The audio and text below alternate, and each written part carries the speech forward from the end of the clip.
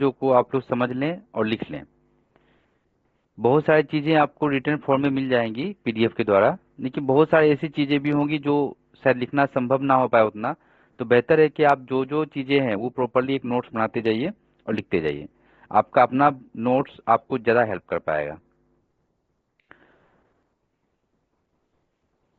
तो in short में हमारे पास न्यू 3 क्रिमिनल लॉ हैं, जिसमें से पहला है बीएनएस, दूसरा है बीएनएसएस यानी भारतीय नागरिक सुरक्षा संहिता, और तीसरा है बीएसए भारतीय साक्ष्य अधिनियम। ये 3 नए कानून बने हैं। बीएनएसएस इसका रिकॉर्ड ऐसा था कि पहले भी कई बार रिप्लेस हो चुकी है। रिप्लेस का मतलब ये है कि हमने उस पुराने कानून को हटाकर नए कानून को ले आया गया था संसद के द्वारा, पार्लियामेंट के द्वारा।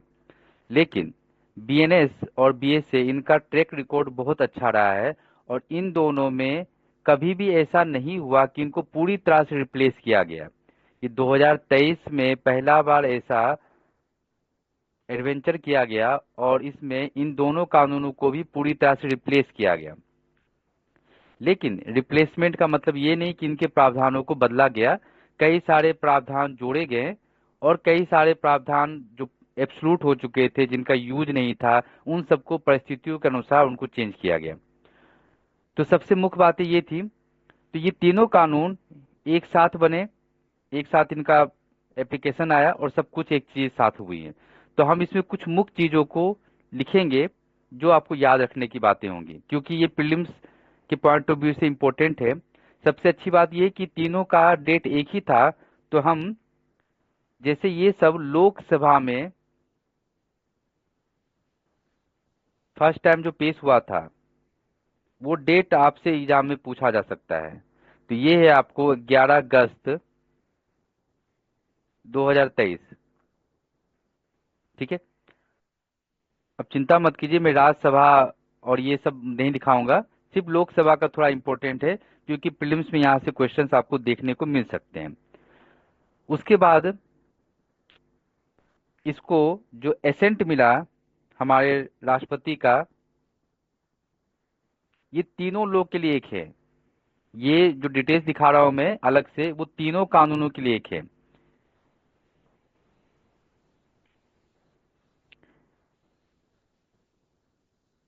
एसेंट या स्वीकृति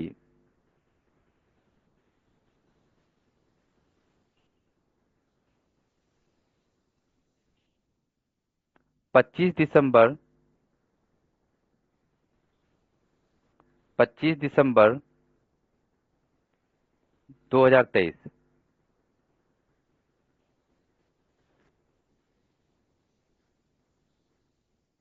लागू होने की तिथि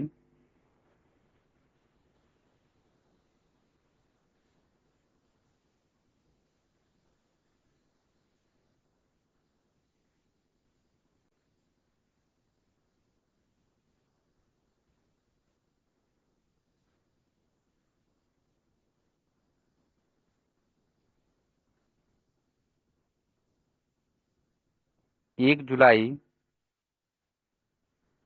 2024। 1 जुलाई 2024। ठीक है। जब ये लागू हुए तो ये संपूर्ण भारत में लागू हुए हैं, ऐसा हम नहीं कह सकते हैं, क्योंकि बीएनएसएस में जो अपवाद सीआरपीसी का पहले था वो अपवाद अभी भी है। लेकिन एक विशेष रूप से ध्यान रखने वाली चीजें हैं कि ये कानून पूरी तरह से लागू कर दिए गए थे। लेकिन इन तीनों कानून में एक एकमात्र धारा है जो बीएनएस भारतीय न्याय संहिता 2023 का सेक्शन नंबर 106 सब क्लॉज 2। ये एक ऐसा सेक्शन था जो पूरी तरह से बीएनएस को लागू कर दिया गया है, लेकिन ये धारा अभी तक लागू नहीं हुई है। इसको अपवाद में रखा गया था, जो आपका है hit and run. Hit and run के बारे में ये हुआ था कि सरकार ने इसको लागू तो किया था, लेकिन बाद में इसका काफी ज्यादा प्रोटेस्ट हो गया था। तो सरकार ने फिर एक गजट नोटिफिकेशन निकाला और गजट नोटिफिकेशन के द्वारा इसको रोक दिया। ठीक है, इस पर स्टे लगा दिया, तो ये धारा अभी परिवर्तनीय नहीं है। यानी कि पूरे बीएनएस, बीएनएसएस और बीएसए, ये तीनों कानून जो हैं इसके सभी धाराएं लागू हो चुकी हैं, सिवाय भारतीय न्याय संहिता 2023 जो है उसकी एक धारा को छोड़कर, जो है आपके सामने लिखी हुई है 106 सब क्लॉज 2। ठीक है, तो ये मुख्य बातें होगी जो हमने तीनों कानून के साथ पढ़ लिया। तो सबसे पहले जो हमारा कानून बनता है तो लोकसभा में पेश किया जाता है, राज्यसभा में पेश किया जाता है। तो लोकसभा की डेट थोड़ी सी इंपॉर्टेंट है, इसको थोड़ा सा ध्यान में रखेंगे। उसके बाद राष्ट्रपति का एसेंट कौन सी तारीख को मिली है, तो तीनों कानून के लिए एक ही डेट हो गई है, तीनों को एक साथ मिला था इसीलिए एक ही डेट हो गई है। इन्फोर्समेंट डेट जो हुआ था, यानी प्रवर्तन कब से हुआ था, वो लागू होने की तिथि 1 जुलाई है, ये भी तीनों के लिए एक है। और संपूर्ण कानून लागू किया जा चुका है सब में, सिवाय एक अपवाद के कि भारतीय न्याय संहिता की धारा 106 की उपधारा 2 जो है वो अभी तक प्रवर्तनीय नहीं बनाई गई है, बाकी सब लागू हो गए हैं। अब कुछ हमारे काम की बातें कि बीइंग ए स्टूडेंट हम कैसे याद करेंगे इन सेक्शंस के इतने ज्यादा उलटफेर को। तो सबसे पहले एज ए होल जो भारतीय साक्ष्य अधिनियम है इसमें ना के बराबर संशोधन हुआ है, मतलब थोड़े बहुत कहीं सब क्लॉजेज जोड़े गए हैं, थोड़े बहुत शब्दों को चेंज किया गया है, कुछ कुछ चीजें चेंज हुई हैं। और बेसिकली आप बोल सकते हैं कि एक सेक्शन नंबर 61 जो है आपके लिए नया धारा है। बस एक धारा जो है आप बोल सकते नया है, जिसमें इलेक्ट्रॉनिक और डिजिटल जो है उसके बारे में बताया गया है। इलेक्ट्रॉनिक और डिजिटल साक्ष्य के बारे में यहाँ पर बताया गया है हमें। तो एकमात्र धारा है जो नई जोड़ी गई है, और ऑब्वियसली 170 जो रिपील के बारे में बताता है, निरसन के बारे में बताता है। ये दो धाराएं हम बोल सकते हैं, लेकिन प्रावधान तो एक ही है, क्योंकि 170 में बताया गया कि पुराना जो कानून है वो रिपील हो जाएगा इस नए कानून के आने के बाद, उसके संबंध में ये बात करता है हमारा। ठीक है, उसके बाद हम बात करें तो इसको याद करने में आपको बहुत ज्यादा दिक्कत नहीं होगी, क्योंकि ये याद करना आसान होगा, बहुत आसान होगा, क्योंकि हमने जो पहले पढ़ रखा है वो उसी ऑर्डर, उसी सीरीज में, उसी लाइनिंग में दिया गया है, पहली चीज। और दूसरी चीज ये है कि उसमें जो संशोधन हुए हैं वो उसी सीरीज में है। तो और बहुत ज्यादा कुछ संशोधन नहीं हुआ, कुछ ऐसा ज्यादा जोड़ घटाव नहीं किया गया है, तो हमारे लिए बहुत मुश्किल होगा नहीं कि हम उसको याद रख पाए। ठीक है, तो ये याद रखना बहुत ज्यादा मुश्किल नहीं होगा। उसके बाद सेकेंड नंबर पर आता है हमारा बीएनएसएस। बीएनएसएस जब हम पढ़ते हैं इसमें भी जो सीरीज है, जो ऑर्डर है, यानी कि पहले जो हमारे सेक्शन में धारा 4 में हुआ करता था वो उसमें भी धारा 4 में मिलेगा आपको, मतलब उसी लाइनिंग में मिलेगा, उसी क्रम में मिलेगा। धारा 4 में मिले या 2 में मिले वो एक अलग चीज है, लेकिन वो आपको सीरीज जो ऑर्डर था, जो क्रम था, वो क्रम बरकरार है। इसमें भी आपको क्रम बरकरार मिलेगा। ऐसा नहीं कि जो 1 नंबर पर थे वो 10 नंबर पर मिलेंगे और जो 100 नंबर पर थे वो 1 नंबर पर मिलेगा, ऐसा आपको यहाँ पर नहीं मिलेगा। तो क्रम बराबर है। कुछ नई नई परिभाषाओं को जोड़ा गया है, जैसे जमानत, जमानती अपराध वगैरह तो पहले से दिए गए थे। जमानत, बंद पत्र, बॉन्ड, ये सब वर्ड्स को आप डिफाइन किया गया, बेल, बॉन्ड, ये सब वर्ड्स डिफाइन किए गए, जो एक अच्छी बात है। और बेसिक कुछ नए नए प्रोविजंस भी आए हैं फास्ट ट्रायल के लिए, और सबसे ज्यादा इंपॉर्टेंट चीजें हैं, समय सीमा यानी टाइमिंग दी गई है। चार्ज या आरोप कितने दिन में बनाना है, निर्णय या जजमेंट कितने दिन में पास करना है, इन सभी चीजों के बारे में टाइमलाइन दी गई है, जो बहुत अच्छी बात आप कर सकते हैं या यूनिक बात कर सकते हैं, जो विशेष बताती है। उसके बाद हमारा आता है भारतीय न्याय संहिता, जो आईपीसी के बदले में हमें मिला है। इसमें थोड़ी सी दिक्कत ये हो जाती है कि इसमें क्रम को बिल्कुल तोड़ दिया गया है, यानी कि जो चीज आप 300 सेक्शन में पढ़ते थे वो चीजें आपको 100 सेक्शन में मिलेंगी।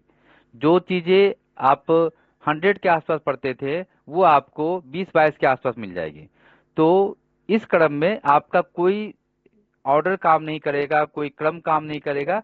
ये अपने अनुसार एक नया क्रम बनाया गया है कि एक अपराध जो हम पहले बहुत अंतिम में पढ़ते थे वो अपराध आप बहुत शुरू में पढ़ेंगे। तो ये बहुत डिसऑर्डर हो चुका है, बिल्कुल बिना क्रम के ये बनाया गया है। इसमें जो क्रम पहले था उसको फॉलो नहीं किया गया है। मैं ऐसा नहीं कर रहा हूं कि ऐसा गलत किया गया। बनाने वाले ने जिस प्रकार से सोचा होगा, उनका भी कुछ टेंडेंसी रहा होगा बनाने के पीछे, उन्होंने अपने अनुसार सर्वोत्तम क्रम दिया है हमें, लेकिन हमारे लिए एक नया है, इसलिए थोड़ा टफ होगा। तो ये क्रम चेंज हुआ है, इसीलिए आपको ये सबसे ज्यादा अगर दिक्कत करे तो बीएनएस करेगा सेक्शन याद करने में। दूसरी बात ये मैं बताऊंगा कि बहुत सारे ऐसे स्टूडेंट हैं जो बोलते हैं कि इसका सेक्शन घट गया। पहले हम पढ़ते थे 511 सेक्शन 23 चैप्टर्स में, बट अब हम पढ़ते हैं 358 सेक्शंस 20 चैप्टर्स में। इसका मतलब ये नहीं कि सेक्शंस घटे हैं, सेक्शंस बरकरार हैं। बहुत सारे सेक्शंस को हटाया गया, बहुत सारे अपराधों को रिमूव किया गया, और बहुत सारे नए अपराध को जोड़ा भी गया जो आवश्यकता थी और विशेषता है आपकी। लेकिन विशेष रूप से क्या है कि आपका जो डिफिनेशन क्लॉज था 52A तक, ठीक है, मोटे मोटे तौर पर आपका 5 से जो डिफिनेशन क्लॉज स्टार्ट हो जाता था, जो 52A तक चलता था, वो सब अब एक सेक्शन में ही ला दिया गया। तो 50 सेक्शन यहां से कम हो गए।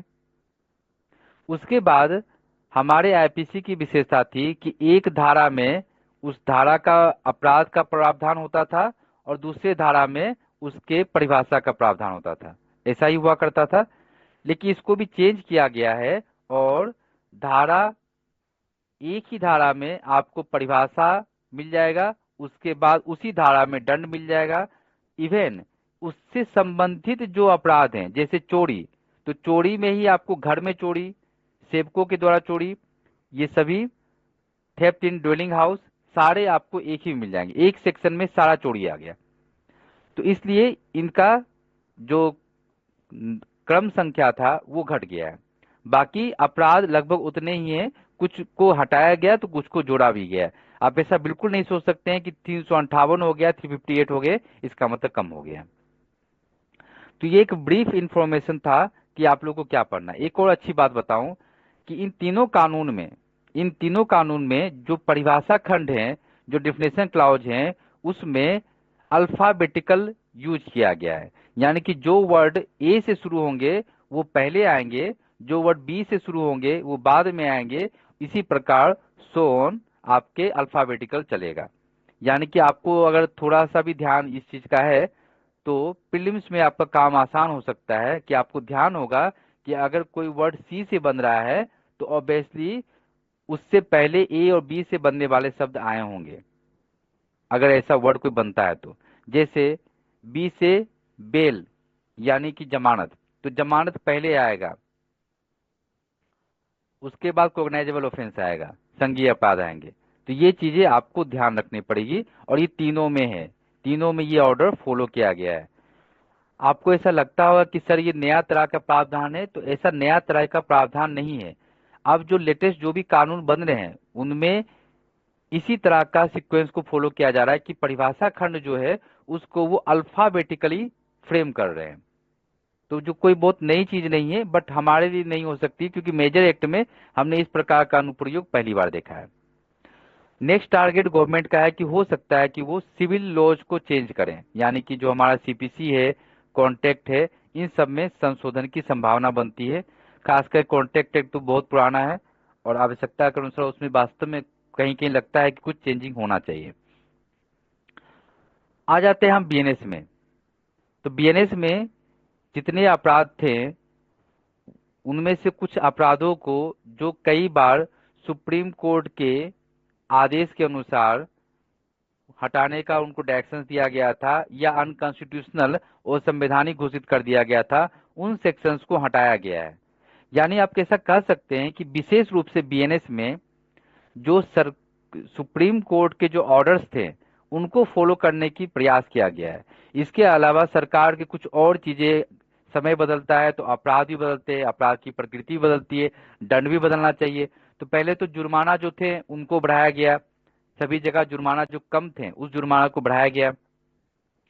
उसके बाद कुछ ऐसे अपराध जोड़े गए जो अपराध अभी के समय में ज्यादा हो रहे हैं, जैसे संगठित अपराध, ऑर्गेनाइज ऑफेंस, ये सब आपको मिल जाते हैं 111, छोटे संगठित अपराध 112, आतंकवादी कृत्य 113। ये सब न्यू तरह के कॉन्सेप्ट हैं जो नए तरह के अपराध आ रहे हैं। तो ये सब विशेष चीजें हुई। सुप्रीम कोर्ट ने जिन जिन अपराधों को अनकॉन्स्टिट्यूशनल घोषित कर दिया था, वो संवैधानिक घोषित कर दिया गया था, उनको हटाया गया। जैसे आपका 497, 377। उसके बाद राजद्रोह को हटाने के लिए कई बार रिक्वेस्ट किया गया था। उसके बाद आपका आत्महत्या के लिए, तो ये सभी सेक्शंस आप नहीं देखते हैं वहां पर, ये सभी हटा दिए गए। ये सब अब अपराध नहीं रह गए। ये अलग बात है कि 124 के लिए मिलता जुलता एक प्रोविजन ला दिया गया है, बट ये सब कंप्लीटली हट चुके हैं हमारे कानून से। पूरे बीएनएस में एक ही जगह आत्महत्या वर्ड का प्रयोग हुआ है, जो सरकारी लोक सेवकों को, पब्लिक सर्वेंट्स को उनके काम से रोकने के लिए आत्महत्या की धमकी देना है, उसके संबंध बात कर रहा है। पूरे बीएनएस में एक ही जगह आत्महत्या का प्रयोग हुआ है, बाकी कहीं नहीं। ठीक है, बाकी कहीं नहीं। ठीक है, तो ये एक ब्रीफ इंफॉर्मेशन था कि आप कौन कौन से कानून पढ़ेंगे और उसमें क्या पढ़ने वाले हैं। जाहिर सी बात है, बीएनएस या आईपीसी हमारे लिए हमेशा एक इंटरेस्टिंग सब्जेक्ट बन के रहा है, क्योंकि इसमें हम अपराधों को सीखते हैं, अपराधों को जानते हैं। थोड़ा सा अगर मैं टफ पोर्शन की बात करूं, बीएनएस की बात करूं, तो सबसे ज्यादा टफ आपके लिए ये हो सकता है उपधाराएं या सब क्लॉज याद करना, क्योंकि इसमें एक ही धारा में पहले उसकी परिभाषा दी गई है अपराध की, और उसके बाद उसमें दंड दिए गए हैं। और आप जानते हैं कि दंड चेंज होते हैं। जैसे कई ऐसे भी अपराध है कि 5 आदमियों ने किया है तो ये अपराध, ज्यादा आदमियों ने किया तो ये अपराध। चोरी घर में भी हो सकता है, चोरी सेवक या सर्वेंट के द्वारा भी हो सकता है। तो वो सब आपको एक ही सेक्शन में सब क्लॉजेज में मिलेंगे। तो ये थोड़ा सा आपको टफ लगेगा कि सब क्लॉज या उपधाराओं पर आपको कंट्रोल करना पड़ेगा, उसको ध्यान रखना पड़ेगा। बाकी ओवरऑल चीजें आसान पहले भी थी और आसान अभी भी हैं। ठीक है, तो स्टार्ट करते हैं बीएनएस। थोड़ी सी बैकग्राउंड चीजें जो हम लोग पढ़ते हैं समझने के लिए कानून को, तो बहुत छोटा सा समय लूंगा आप लोगों का इसमें, ज्यादा समय नहीं लूंगा, क्योंकि आप लोग को ये सब चीजें कई बार कई कानूनों में पढ़ते हैं, तो मुझे होपफुली आप लोगों ने ये पढ़ा होगा। लेकिन फिर भी मैं एक बार बता दूंगा ताकि आप कानून को पढ़े तो समझ में आए। तो हमारे पास जितने भी कानून होते हैं, जितने भी प्रकार के लॉ होते हैं, उनको हम 2 टाइप में बांट सकते हैं। जितने भी विधि है उनको 2 टाइप्स में बांट सकते हैं। There are 2 types of laws. पूरे कानून को हम 2 टाइप्स में बांट सकते हैं। पहला होता है मौलिक विधि या सब्सटेंटिव लॉ। मौलिक विधि या सब्सटेंटिव लॉ, मौलिक विधि उसे कहते हैं जो हमें हमारे अधिकार और कर्तव्यों को डिफाइन करते हैं। Substantive law is that which defines rights and duties, यानी कि हमारा क्या ड्यूटी है, हमें क्या करना चाहिए, या हमारा क्या अधिकार है, ये हमारे राइट्स और कर्तव्य को बताता है। कोई व्यक्ति अगर किसी को थप्पड़ मारता है तो उस व्यक्ति के पास अधिकार है कि वो दूसरे व्यक्ति को सजा दिलवा पाए, तो ये उसका अधिकार है कि कोई मुझे थप्पड़ नहीं मार सकता है, कोई मुझे गाली नहीं दे सकता है, तो वो उसका अधिकार है। सब्सटेंटिव लॉ एक तरह से कह सकते हैं कि ये एक मंजिल है जहां तक लोगों को पहुंचना होता है। जैसे आपका कॉन्ट्रैक्ट एक्ट, बीएनएस भारतीय न्याय संहिता, टीपीए संपत्ति अंतरण अधिनियम, हिंदू विवाह अधिनियम, मुस्लिम विवाह अधिनियम, मुस्लिम लॉ, ये सभी क्या है, सब्सटेंटिव लॉ है। ये सभी राइट्स बताते हैं आपको। ठीक है, ये सभी आपको राइट्स बताते हैं, यानी कि आपके क्या अधिकार हैं।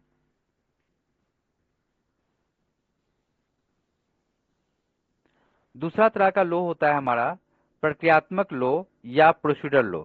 ये प्रक्रियात्मक या प्रोसीडर लॉ हमें प्रक्रिया बताता है कि कोई भी मंजिल तक पहुंचना है तो हमें किस रास्ते से जाना होगा, उस रास्ते को डिफाइन करता है ये प्रक्रिया विधि। ये किस प्रकार से आप अपने अधिकार या कर्तव्य तक पहुंच सकते हैं।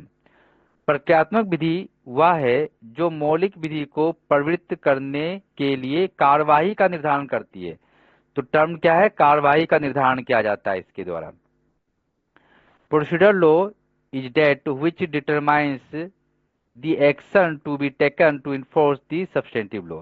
सब्सटेंटिव लॉ को पाने के लिए जो तरीका है, जो कार्यवाही है, वो हमें बताता है प्रक्रियात्मक लॉ। इसको इस तरह से समझिए कि हमारा सबसे पुराना कानूनों में से एक 1860 में हमारा आईपीसी बना था, इंडियन पीनल कोड, लेकिन इसको लागू नहीं किया गया था 1860 में, 1861 में भी लागू नहीं किया गया था। इसको लागू किया गया था 1862 में, 1862 में। क्यों? क्योंकि इसको चलाने के लिए जो प्रक्रियात्मक विधि हमें चाहिए थी, प्रोसीजर लो चाहिए था, वो सीआरपीसी पहली बार बनी थी 1861 में। सीआरपीसी 1861 में बनी थी। तो जब सीआरपीसी बनी उसके बाद 1862 में आईपीसी को लागू किया गया था, क्योंकि मौलिक विधि के रूप में, सब्सटेंटिव लॉ के रूप में आईपीसी इंडियन पिनल कोड बन गया, तो उसको चलाने की कार्यवाही नहीं थी हमारे पास, तो कार्यवाही को पहले बनाया गया, फिर उसको लागू किया गया था। और जाहिर सी बात है, लोगों को जानने का भी समय दिया गया था ताकि वो अपने कानून को जान पाए। ये पहला टाइम था कि पूरे भारत में एक कानून बना। एक चीज और यहाँ पर बताऊं कि जैसे कि हमारा जो कानून था आईपीसी, उसके बनने से पहले, क्योंकि हमारा टॉपिक है बीएनएस जो आईपीसी के रिप्लेसमेंट में आई है, पहले जो भारत था, क्या उसमें कोई अपराध नहीं होते थे? पहले भारत में 1860 से पहले, अंग्रेजों से पहले, क्या उस समय कोई अपराध ही नहीं होता था? लोग इतने शरीफ थे कि कोई अपराध ही नहीं करते थे? ऐसा बिल्कुल नहीं है, अपराध होते थे, लेकिन अपराध का निर्धारण का कोई सटीक और एक्यूरेट तरीका नहीं था कि दंड कैसे दिया जाए। तो पहले के जमाना में राजा महाराजा हुआ करते थे। राजा महाराजा अपने ज्यादातर विवेक के अधिकार पर कुछ कुछ चीजें लिखी हुई थी। जैसे एक हिंदू राजा होते थे तो वो हिंदू लोग के अनुसार डिसीजन देते थे, और एक मुस्लिम राजा होते थे वो उसके कुरान जो होते हैं उसके अनुसार डिसीजन दिया करते थे, कुरान के अनुसार। और इनमें इतना डिस्क्रिमिनेशन था, इतना भेदभाव था कि आप सोच नहीं सकते हैं। जैसे मैं एक एग्जांपल दूं, ऐसा नहीं कि सिर्फ हिंदुओं में ऐसा था, मुस्लिमों में भी ओबेसिटी था। हिंदू में इस तरह से होते थे कि अगर किसी ब्राह्मण ने हत्या किया तो उनको कम सजा दिया जाता था, लेकिन अगर वही किसी निचली जाति के लोगों ने कोई अपराध कर दिया तो उनको अधिक कठोर दंड दिया जाता था। मतलब अधिक ऊंचे जाति के लोग जो हुआ करते थे उनको सजा कम दिया जाता था, और निचले जाति के लोगों को सजा अधिक दिया जाता था। तो ये डिस्क्रिप्शन था। उसी तरह उनके साक्ष्य का जो वैल्यू होता था, साक्ष्य का जो मूल्य होता था, वो भी कम होता था। जो निचली जाति के लोग होते थे उनके साक्ष्य या गवाही का वैल्यू बहुत कम होता था, और उच्च जाति के लोग जो हुआ करते थे उनकी गवाही का, ये साक्ष्य का वैल्यू बहुत ज्यादा हुआ करता था। इस तरह से काफी भेदभाव और डिस्क्रिमिनेशन था। लेकिन जब अंग्रेज आए, उन्होंने एक समान संहिता की आवश्यकता समझी, एक जनरल कानून जो पूरे भारत पर लागू करेगा। तो उन्होंने बहुत हिम्मत करके 1860 में इंडियन पिनल कोड बनाया। जाहिर सी बात है, इस समय उन्होंने कुछ ऐसे प्रावधानों को भी डाला जो उन्होंने अपनी सुरक्षा के अनुसार, अपनी सुरक्षा के लिए बनाया। जैसे कि विदेशों में कोई अगर लूटपाट करने का प्रयास करे उनको सजा देना, इन सब तरह के चीजों को, लूट की तैयारी करना भी दंडनीय अपराध था। तो ऐसे ऐसे कुछ अपराध थे जो उन्होंने अपनी सुरक्षा के लिए बनाए। लेकिन पहली बार ऐसा हुआ कि पूरे भारत में एक तरह का कानून था जो धर्म, जाति, गरीबी, अमीरी, इन सब भेदभाव से ऊपर था। अगर एक अमीर भी चोरी करेगा तो उस पर भी वही सेक्शन लगेगा और उसी तरह की प्रक्रिया अपनाई जाएगी, उसी तरह का दंड दिया जाएगा, और एक गरीब पर भी उसी तरह का दंड दिया जाएगा। अब बोलेंगे सर कुछ हिस्ट्री में ऐसे कानून, ऐसे साइटेशंस हैं जिसमें पता चलता है कि उस समय भी भेदभाव हुआ करता था। वो तो खैर अभी भी होता है। अभी भी कई बार आप देखेंगे कुछ ऐसे जजमेंट्स आ जाते हैं जो ये दिखा देते हैं कि कानून में भी त्रुटि है, और जिसके कारण लाभ मिल जाता है अमीर वर्ग को या शक्तिशालियों को। ये तो खैर हमेशा से होते आया है, तो हम उन चीजों पर नहीं जा रहे हैं। तो हम वापस टॉपिक पर आते हैं कि हमने पढ़ा प्रक्रियात्मक विधि। तो प्रक्रियात्मक विधि के एग्जाम्पल्स हैं, जैसे आपका भारतीय साक्ष्य अधिनियम हो गया,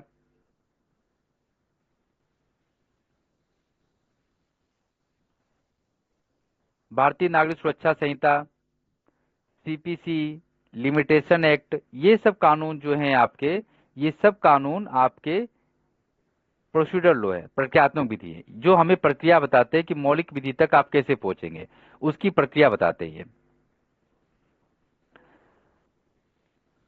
आपके मन में ये प्रश्न आता होगा कि सर संविधान क्या है, कॉन्स्टिट्यूशन क्या है? तो संविधान हमारा सुप्रीम या सर्वोच्च लॉ है, इससे ऊपर कोई नहीं है। हम जितने भी कानून भारत में चल रहे थे या चल रहे हैं या आगे बनेंगे, उन सभी को संविधान के अनुसार होना चाहिए। अगर वो कॉन्स्टिट्यूशन का किसी भी तरीके से वायोलेशन करेंगे, संविधान के प्रावधानों का वायोलेशन करेंगे, उल्लंघन करेंगे, ऐसे कंडीशन में वो स्वतः शून्य हो जाएंगे। प्रक्रियात्मक विधि या कार्रवाई की हम बात करें तो कार्रवाई भी दो प्रकार के होते हैं, एक होता है सिविल और एक होता है सिविल और क्रिमिनल।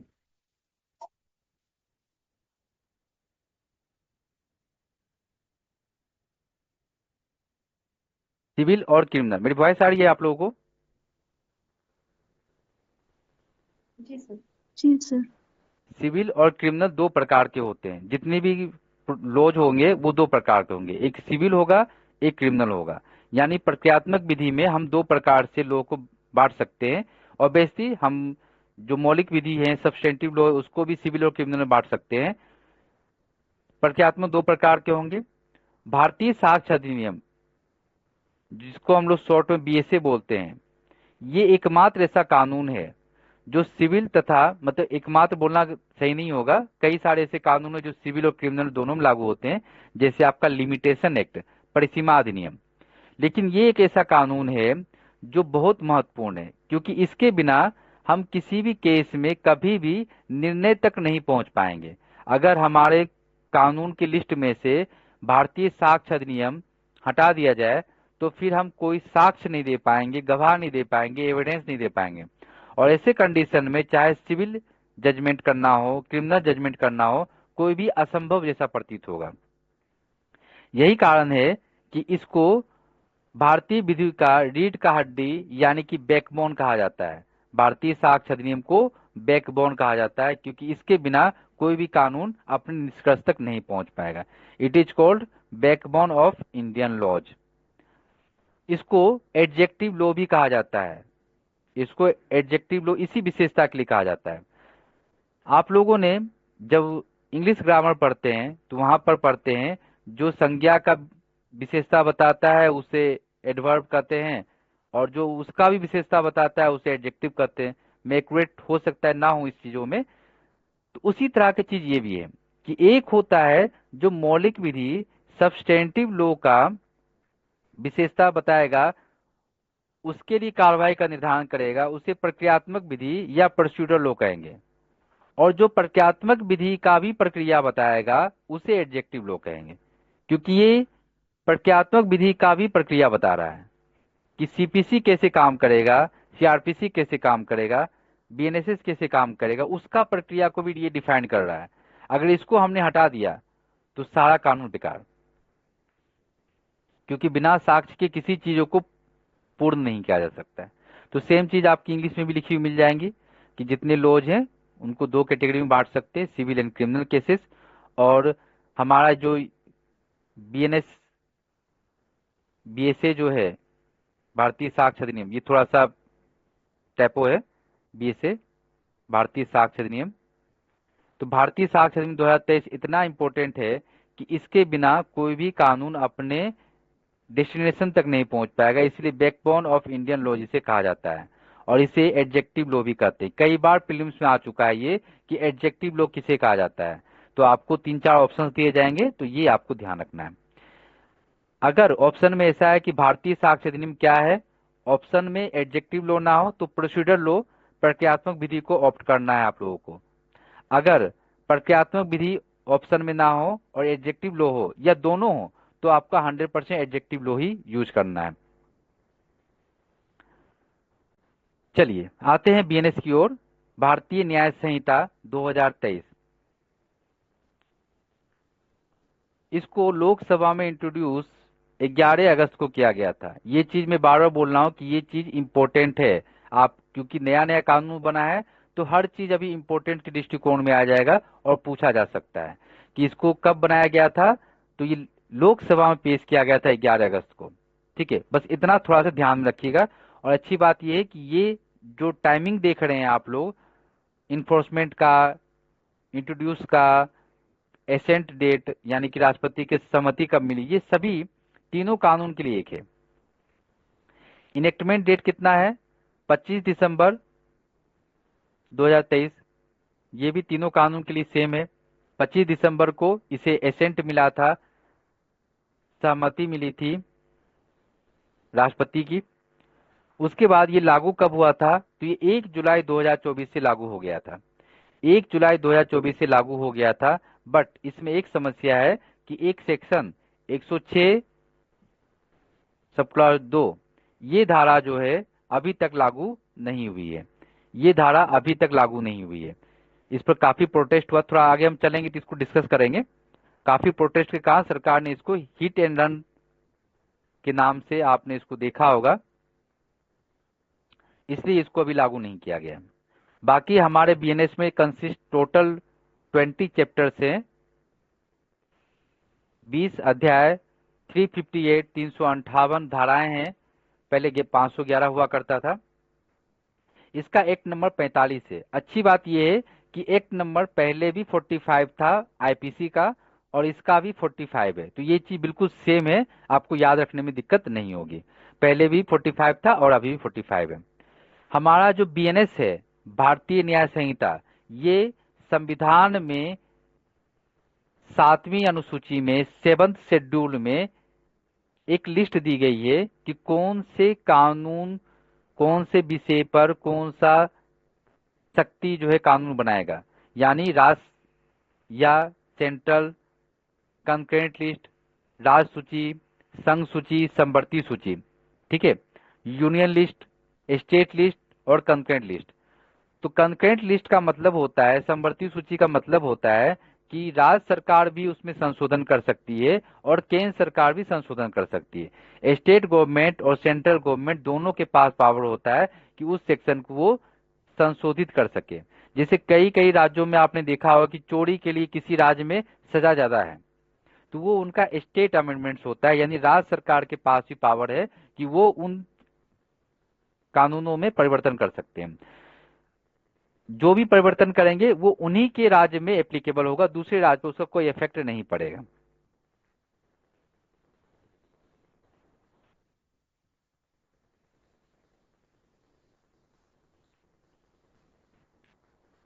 महत्वपूर्ण बिंदु क्या क्या इंपॉर्टेंट चीजें हैं, तो बीएनएस सब्सटेंटिव लॉ है, मौलिक विधि है। थोड़ा सा बताऊंगा। मौलिक विधि हम लोग ऑलरेडी पढ़ चुके हैं कि जो किसी भी कानून का अधिकार और कर्तव्य बताता है, राइट्स एंड लिबर्टीज बताते हैं, उसको हम सब्सटेंटिव लॉ या मौलिक विधि कहते हैं।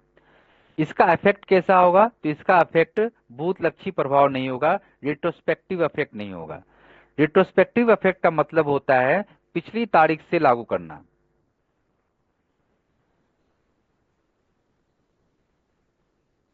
कोई भी कानून जो मौलिक विधि है उसका रिट्रोस्पेक्टिव इफेक्ट नहीं होता है, भूतलक्षी से पिछली तारीख से लागू नहीं कर सकते हैं।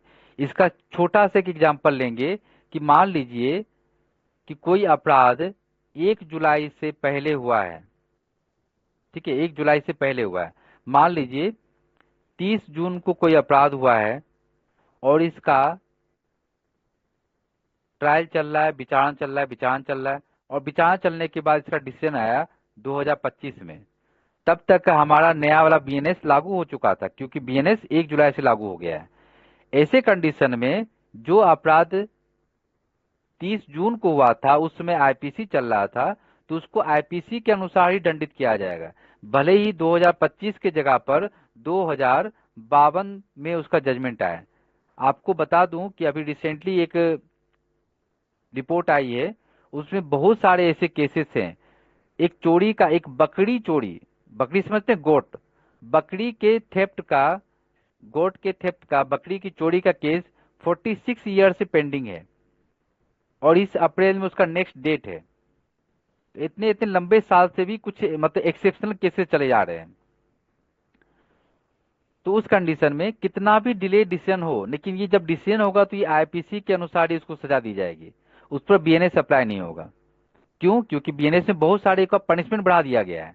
पहले जो पनिशमेंट कम थे, स्पेशली फाइन या जुर्माना, वो बढ़ा दिया गया है। तो जब भी उसको सजा मिलेगी उस पर बीएनएस ही अप्लाई होगा, उस पर सॉरी आईपीसी अप्लाई होगा, बीएनएस अप्लाई नहीं होगा। यही होता है रिट्रोस्पेक्टिव इफेक्ट नहीं रखना। अगर इस बीएनएस का रिट्रोस्पेक्टिव इफेक्ट भूतलक्षी प्रभाव होता, यानी कि पिछले तारीख से लागू किया जा सकता, तो 30 जून को अपराध हुआ, लेकिन सजा मिलेगा 2025 में, निर्णय 2025 में होगा, तो उस पर हम बीएनएस अप्लाई करते हैं। लेकिन ऐसा नहीं होगा। अगर ऐसा होगा तो वो हमारे संविधान के आर्टिकल 21 का उल्लंघन करेगा, इसलिए ऐसा कभी नहीं होगा।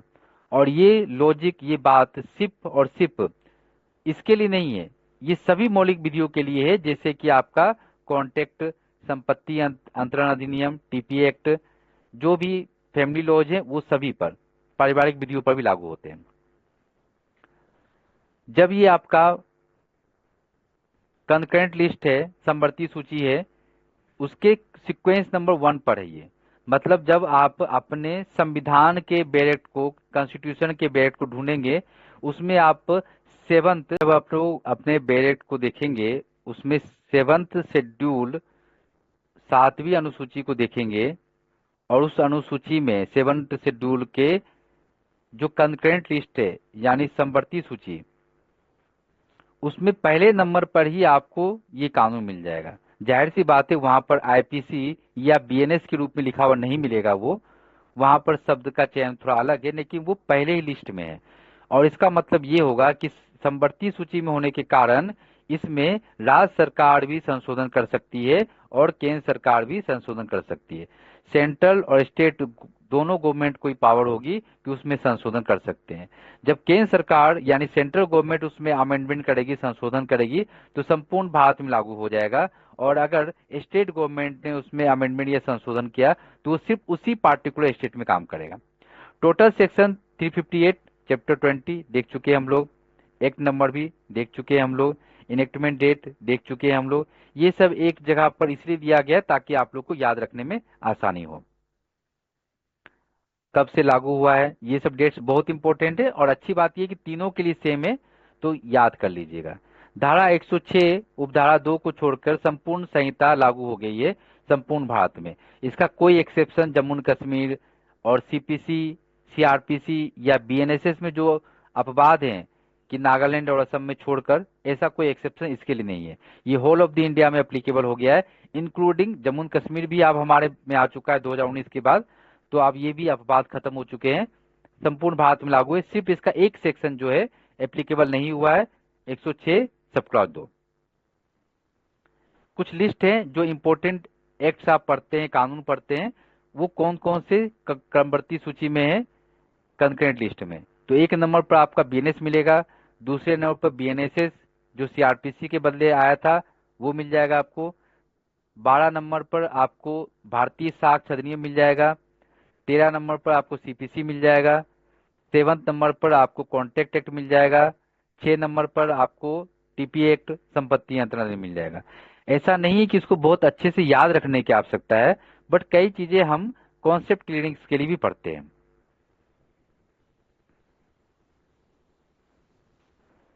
आईपीसी जो बनी थी उसका थोड़ा सा ग्लिम्स देखेंगे हम लोग, क्योंकि बहुत ज्यादा अब रिलेवेंट नहीं रह गया हमारे लिए, लेकिन कुछ चीजें हैं जो हम जाने। तो सबसे पहले जो आईपीसी बनी थी 1860 में बनी थी। इसके पहले भी प्रयास किया गया था, और जो फर्स्ट लॉ कमीशन था भारत में, जो पहला लॉ कमीशन था, फर्स्ट लॉ कमीशन,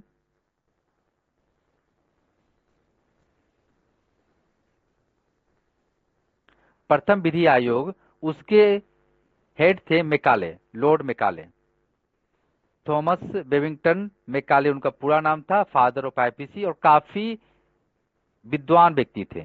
और इन्होंने आईपीसी का ड्राफ्टिंग की थी, जिसका सहायता इन 3 और व्यक्तियों ने किया था। बट आईपीसी चूंकि रिपील हो चुकी, तो बहुत आवश्यकता नहीं कि हम इसके बैकग्राउंड में जाएं। इसलिए बैकग्राउंड के नाम पर बस छोटी सी चीज आपको ध्यान रखनी है कि आईपीसी को मैकाले ने बनाया, जो ऑब्वियसली पहली बार आपने पढ़ा हो तो जानते भी होंगे, नहीं जानते होंगे तो थोड़ा सा दिमाग में रखेंगे, बाकी ज्यादा कुछ याद नहीं रखना है हमें।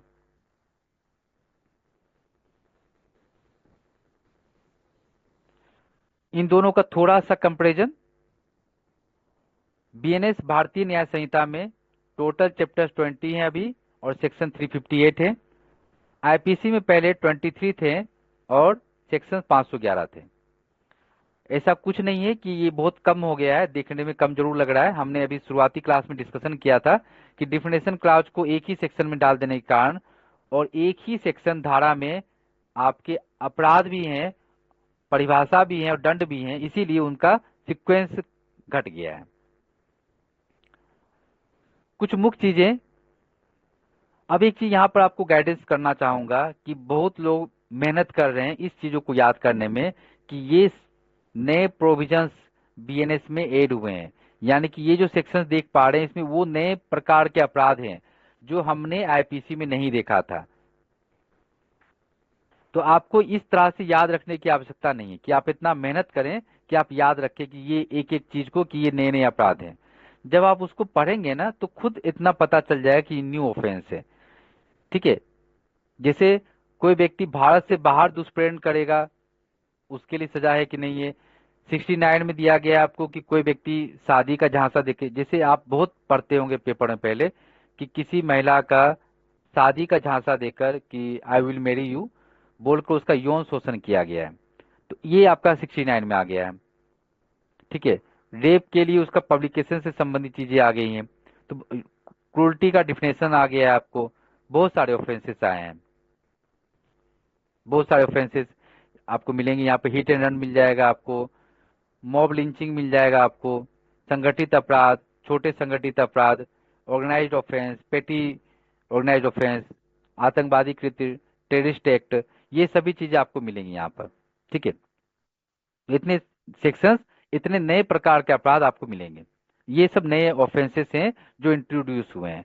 उसके बहुत सारे ऐसे ऑफेंसेस हैं जो डिलीट कर दिए गए हैं, यानी कि हमारे कानून में पहले हुआ करते थे लेकिन अब डिलीट कर दिए गए हैं। जैसे मुख्य रूप से 124 ए, 309,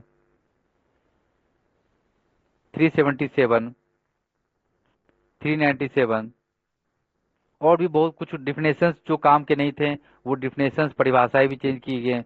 ठीक है, लर्किंग हाउस ट्रेस पास, ठीक है, ये सब तरह के जो अपराध थे ये सब भी हटा दिए क्योंकि इनकी आवश्यकता, ठग जो 310 में आपका हुआ करता था ठग ऑफेंस, तो वो सब भी हटा दिए, उनकी आवश्यकता अब नहीं लगी क्योंकि ये सब पहले होते थे 1860 के जमाने में। अब वो सब अपराध एबलिश हो चुके हैं, उन सब को हटा दिया गया। 310 में जो ठग वगैरह था वो सब भी आपको हटा दिया गया। तो ये सब जो ऑफेंसेस थे ये रिपील हो चुके हैं हमारे कानून से। विशेष रूप से ध्यान रखना है, जैसे 124 से ये रिपील हुआ, देशद्रोह था, सॉरी राजद्रोह था, सेडिशन। इस पर ऑनरेबल सुप्रीम कोर्ट ने कई बार सरकार को रीथिंक करने के लिए बोला कि आप इसको देख लीजिए, इसको चेंज कीजिए या इसको हटा दीजिए। तो अल्टीमेटली बीएनएस में उन चीजों को भी इम्प्लीकेट किया गया है जो सुप्रीम कोर्ट ने अपने डिसीजन ये ऑर्डर्स में दिए हैं, उन सभी चीजों को ऐड करने की कोशिश की गई है। 309 को भी 2 बार लॉ कमीशन ने भी बोला था इसको हटाने के लिए। 309 जो आपका सुसाइड करने की कंडीशन में 1 साल की सजा के प्रावधान करता था, अब ये भी हट गया है। तो सुप्रीम कोर्ट ने भी केसेस में बोल दिया था और लॉ कमीशन ने रिकमेंड किया था कि इसको हटा दिया जाए, अब ये हट चुका है। 377, सॉरी 497 है ये, 497 एडल्ट्री, जारता, ये सब भी केस लॉज के थ्रू ही आए, इनको केस लॉज के सुप्रीम कोर्ट के गाइडेंस के अनुसार ही हटा दिया गया है, ये सब हट चुके हैं।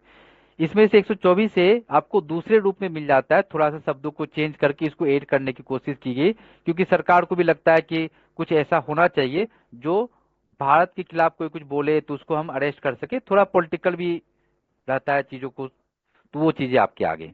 ये सब मुख्य चीजें हैं जो आपको ध्यान रखनी है। मैं ऐसा रिकमेंड नहीं करूंगा कि आपको याद रखिए ऐसे कि इस तरह से आपको याद रखना है, आप चीजों को याद रखेंगे पॉइंट के अनुसार।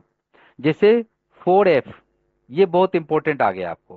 पहले आईपीसी में 6 अपराध थे, उसमें से एक अपराध को हटा दिया गया, तो 5 प्रकार के दंड थे।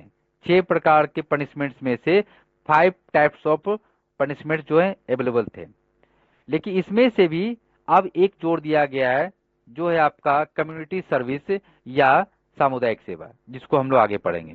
तो ये एक अलग तरह की चीज है। अलग तरह का बोलने का मतलब ये नहीं है कि ये बिल्कुल हमारे जुडिशियल सिस्टम में था नहीं, ये हमारे जेजे एक्ट में पहले से ही था। जेजे एक्ट के 18(1)(c) में इसका प्रावधान पहले से ही था। जो सामुदायिक सेवा हम पढ़ रहे हैं, ये सब जब सेक्शन पढ़ेंगे तो और डिटेल में पढ़ेंगे। ऐसा मत सोचिए कि सर लिख लें नहीं तो दिक्कत होगी, बस मैं आपको बैकग्राउंड दे रहा हूं कि आप क्या पढ़ेंगे, कैसे पढ़ेंगे।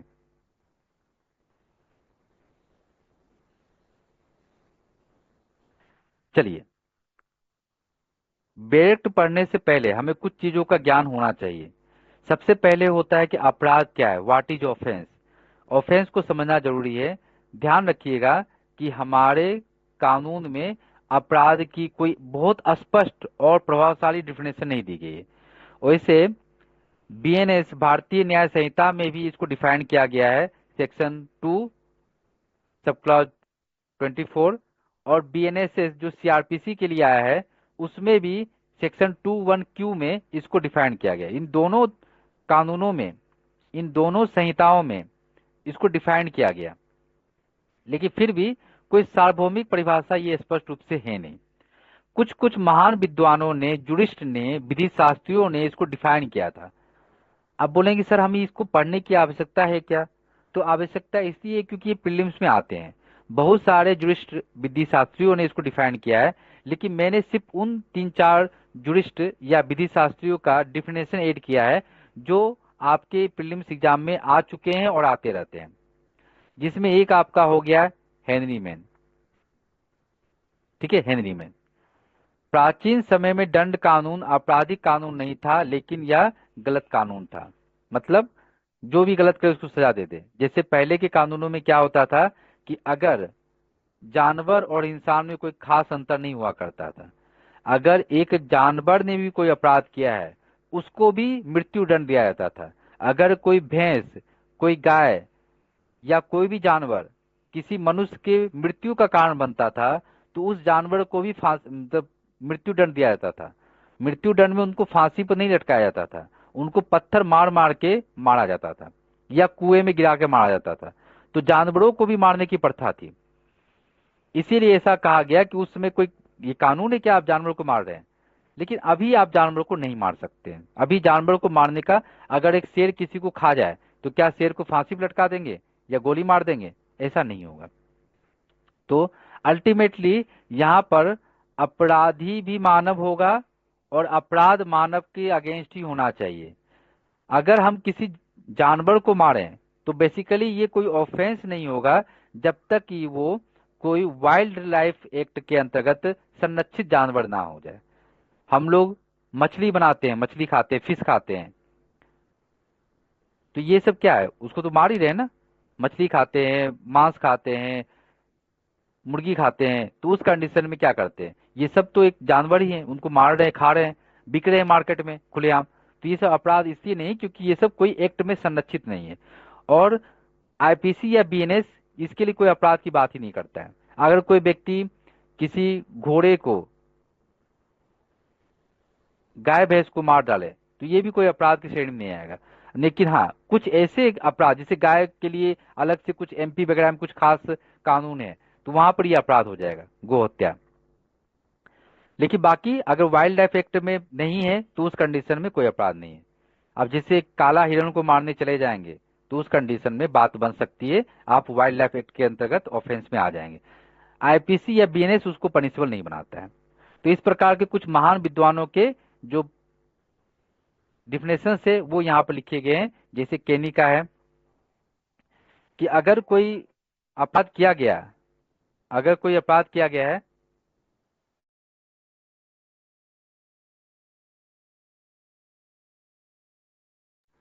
अगर कोई अपराध किया गया है, अगर कोई अपराध किया गया है तो वो दंड कोई भी व्यक्ति माफ नहीं कर सकता है, केवल राजा माफ कर सकता है। ठीक है, अगर कोई अपराध किया गया है तो उसको पार्डन सिर्फ और सिर्फ क्राउन यानी कि राजा दे सकता है।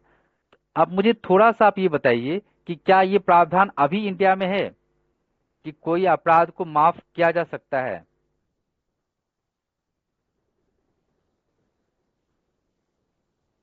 बताइए, क्या कोई ऐसा प्रोविजन है? जी sir, president pardon, good. Governor की भी पार्टन। तो आर्टिकल 72, आर्टिकल 161 यानी कि राष्ट्रपति, प्रेसिडेंट और राज्यपाल, गवर्नर, इन दोनों को इसी प्रकार की शक्ति मिल गई है। यानी कि जो केनी ने बोला था उस समय, वो चीज अभी भी हमारे इंडिया में फॉलो हो रहा है। तो बस यही चीज है कि अगर कोई भी अपराध है, कोई भी पनिशेबल ऑफेंस है, उसको माफ सिर्फ राजा कर सकता है, कोई और व्यक्ति नहीं। मान लीजिए कुछ कंडीशन में छोटे छोटे अपराधों में कंप्रोमाइज की बात हो सकती है, माफी की बात हो सकती है, सिर्फ राजा ही कर सकता है। उसी प्रकार स्टीफन ने भी एक डिफिनेशन दिया गया है जो आपकी एग्जाम से पूछा जाता है। तो बस हमने कुछ मोस्ट इंपोर्टेंट डिफिनेशंस को ऐड किया है, बाकी इसका ऑथेंटिक डिफिनेशन हमारे कानून में भी दिया गया है, लेकिन ये सब पूछे जाते हैं इसलिए उसको ऐड किया गया है। तो इसको थोड़ा सा याद रखने की जरूरत है प्रीलिम्स के हिसाब से। उसके बाद अपराध क्या है ये हमने समझ लिया। अल्टीमेटली कोई भी ऐसा काम जिसके लिए पनिशमेंट हो वो अपराध या ऑफेंस कहलाता है। कोई भी ऐसा कृत्य जिसके लिए पनिशमेंट हो, वो किसी भी कानून के द्वारा पनिशेबल बना दिया गया, वो अपराध है। सबसे इजी डिफिनेशन, कोई कृत्य या कोई एक्ट ऑफेंस या अपराध है या नहीं है, इसको जानने का सबसे आसान तरीका है क्या किसी कानून ने उसको पनिशेबल बनाया है। अगर हाँ तो वो ऑफेंस या अपराध है, अगर किसी कानून ने उसको दंडनीय नहीं बनाया है तो वो अपराध नहीं है। बस सिंपल सा लॉजिक अप्लाई करेगा। दूसरा एक पॉइंट आता है कि अपराध के आवश्यक तत्व, what are the essential ingredients of an offence. Offence का आवश्यक तत्व क्या क्या होगा, ऑफेंस का आवश्यक तत्व क्या क्या होंगे। तो सबसे पहला है मानव जाति, यानी कि जो अपराधी होगा वो निश्चित रूप से मानव होना चाहिए। अपराधी, ऑफेंडर, अपराध करने वाला व्यक्ति वो मानव ही होना चाहिए। यहाँ पर ये ध्यान रखेंगे कि मानव में यहाँ पर कंपनी भी इंक्लूड है, कंपनी, फर्म, ये भी इंक्लूड है। तो वो मानव का मतलब ये नहीं कि वो मानव बन गए हैं। कंपनी को कुछ चीजों में सजा दी जा सकती है, कंपनी भी कुछ चीजों का अपराध कर सकती है, जैसे फोर्जरी या छल, इनका अपराध कंपनी के द्वारा भी किया जा सकता है और कंपनी को भी पनिशमेंट दिया जा सकता है। मानव के परिभाषा के अंतर्गत ये व्यक्ति भी आते हैं। जो आप डिफिनेशन पढ़ेंगे 226 में, तो वहां पर आप व्यक्ति का डिफिनेशन जो पढ़ते हैं उसमें कंपनी, फर्म, ये सबको इंक्लूड किया गया है। और सेम परिभाषा जो आप संपत्ति अंतरण अधिनियम, ट्रांसफर ऑफ प्रॉपर्टी एक्ट में पढ़ते हैं, वहां भी व्यक्ति में इन कंपनी लोग को इंक्लूड किया गया है।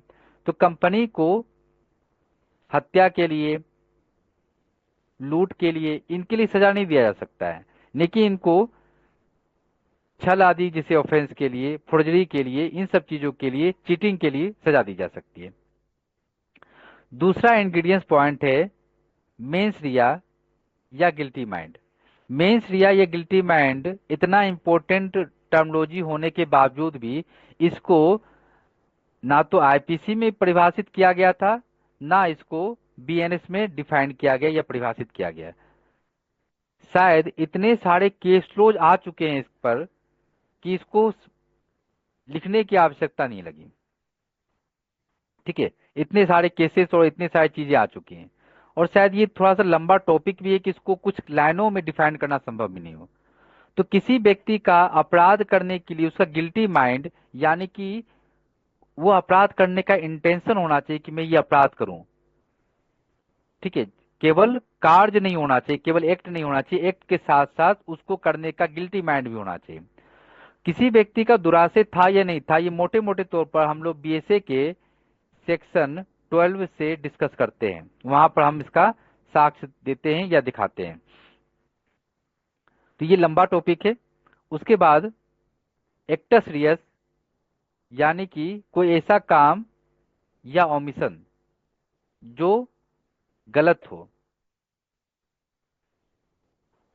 जो गलत हो। एक व्यक्ति खाली रोड पर बहुत तेज गति से गाड़ी चला रहा है, बिल्कुल खाली रोड है, बहुत तेज गति से गाड़ी चला रहा है, कोई अपराध नहीं है। लेकिन उसी कंडीशन में वहां पर कोई व्यक्ति जा रहा है या भीड़ वाली जगह है, वहां पर कोई व्यक्ति आ सकता है, तो वहां पर ये कृत्य दोनों जगह सेम है, एक्ट दोनों जगह सेम है कि दोनों जगह पर वो तेज गति से गाड़ी चला रहा है। लेकिन एक जगह बिल्कुल सुनसान था और एक जगह पर लोगों के आने की संभावना थी। तो जहां पर लोगों के आने की संभावना थी वहां पर उसने तेज गाड़ी चलाया, किसी का एक्सीडेंट हो गया, कोई मर गया, तो वहां पर उसका डेथ बाय नेग्लिजेंस लग गया, उपेक्षापूर्ण रूप से हत्या। ठीक है, तो उस कंडीशन में एक्ट दोनों जगह पर सेम था, लेकिन जब उसमें गिल्टी माइंड मिल गया या फिर नेग्लिजेंस मिल गया, मेंस रिया दुरासे में नेग्लिजेंस भी आता है कि हम किसी चीज को जितना प्रॉपर ध्यान से चलाना चाहिए उतना ध्यान से नहीं चला रहे हैं, तो ये चीजें भी आएंगी। तो कार्य लोप इसको डिफाइन किया गया 2:25 में बीएनएस में। दोनों चीजें आएंगी, कोई काम करना या कोई काम नहीं करना। जो व्यक्ति किसी काम को करने के लिए, किसी एक्ट को करने के लिए बाउंड है और वो काम नहीं करता है, तो उसको हम लोप या ओमिशन कहते हैं। जैसे एक जेलर कैदियों को खाना ना दे, उसका ट्रीटमेंट नहीं कराए और वो कैदी मर जाए, तो उसको हम बोलेंगे कि ये उनका काम था, ये काम उन्होंने नहीं किया, तो उन्होंने लोप किया है, ओमिशन किया है, वो भी पनिशेबल ऑफेंस होगा। चौथा, इंजरी टू सोसाइटी और ह्यूमन बीइंग। इंजरी यानी कि हानि होना चाहिए, नुकसान होना चाहिए, क्षति होना चाहिए किसी न किसी प्रकार से। किसकी क्षति होगी? या तो समाज को क्षति होनी चाहिए या कोई मानव जाति को क्षति होनी चाहिए। और क्षति को आपको बताया गया है सेक्शन 214 में। क्षति जो है 214 में बताया गया है, तो क्षति होना जरूरी है। क्षति किसको होगा? निश्चित रूप से मानव को ही होना चाहिए।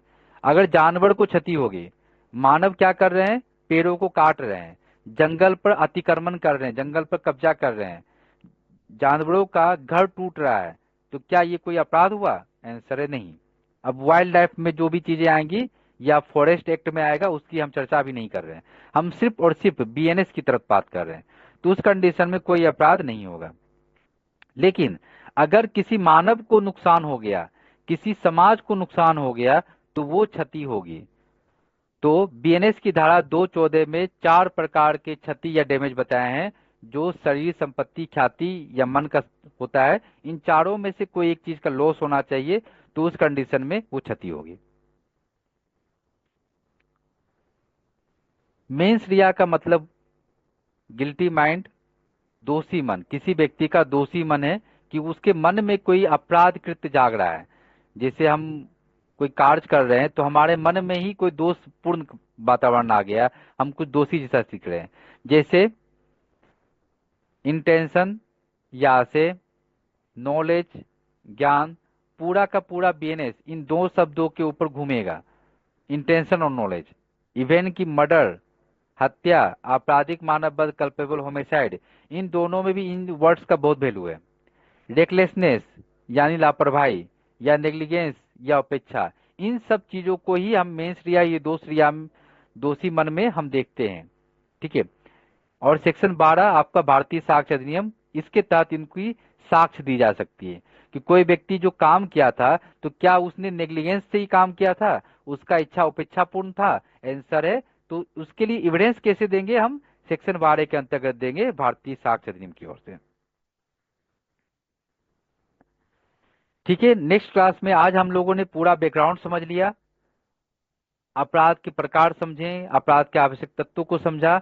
अब हम लोग अगले क्लास में मेंस रिया को डिस्कशन करेंगे, दुरासे क्या है। और ये बहुत लॉन्ग टॉपिक है, प्रीलिम्स, मेंस, ये सभी जगह ये काम आते हैं, इसलिए इसमें बहुत सारे केस लॉज और बहुत सारे कंसेप्ट भी आपको देखने को मिलेंगे। अच्छे खासे केस की लिस्ट मिलेंगे आपको उसमें पढ़ने के लिए। कुछ ऐसे अपराध भी हैं जिसमें मेंस रिया की आवश्यकता नहीं होती है, तो उन सब चीजों को भी देखना पड़ेगा। थोड़ा सा बेरेक्ट पर जाने से पहले हम इन सब चीजों को क्लियर कर लेंगे, ताकि हमारा क्रिमिनोलॉजी का कंसेप्ट क्लियर हो जाए कि अपराध क्या होते हैं, उसमें क्या क्या मुख्य चीजें हमको ध्यान रखनी पड़ेगी। और जो भी बैकग्राउंड आप पढ़ रहे हैं वो बहुत इंपॉर्टेंट है, कोई भी चीज मिस होने वाली चीजें नहीं है। ठीक है, फिर कल कंटिन्यू करते हैं। आप लोगों ने जो आज पढ़ा है उसको अच्छे से रिविजन कर लीजिएगा, ताकि मैं कुछ कुछ पूछूं और